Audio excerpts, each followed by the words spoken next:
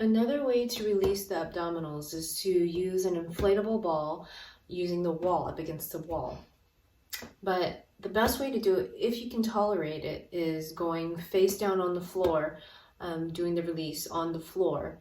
If not, if you're having trouble getting up and down, this is still a good way to release it. It's not as effective as being on the floor, but it still does some releasing. So still a good option if you're not able to do the releasing on the floor.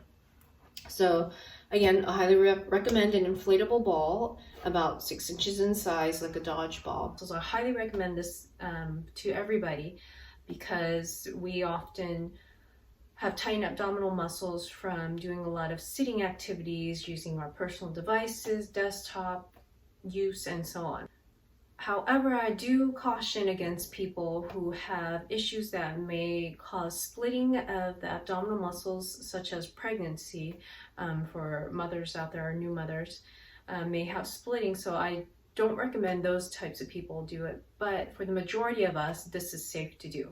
You want to find where your pubic bone is. That's your first point of release. And you're going to put that ball there, and you're going to release about 1 to 2 minutes with your body weight up against the wall. So leaning in to get your weight into the ball. And as you're breathing, think about, this sounds odd, but think about directing your inhale towards the ball. So breathing up against it, and then as you exhale, allow the ball to try and sink into your body as you exhale. Okay? So hold that for about 1 to 2 minutes. And then your next point is, so you're going to have to pay attention to this one. So after the pubic bone, you're going to go 1 inch slightly to one side and 1 inch up from the pubic bone. Okay? You never want to release directly on the abdominal muscles in the center, especially if you have any issues.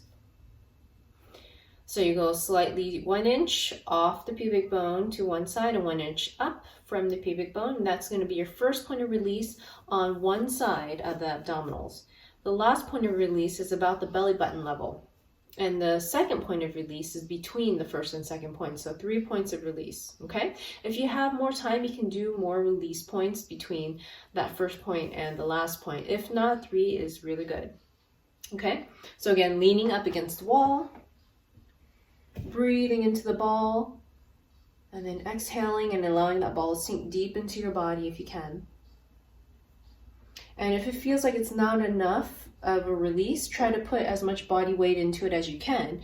And the way to do that is to move your feet further away from the wall, so that you're leaning into the ball more as you're doing that.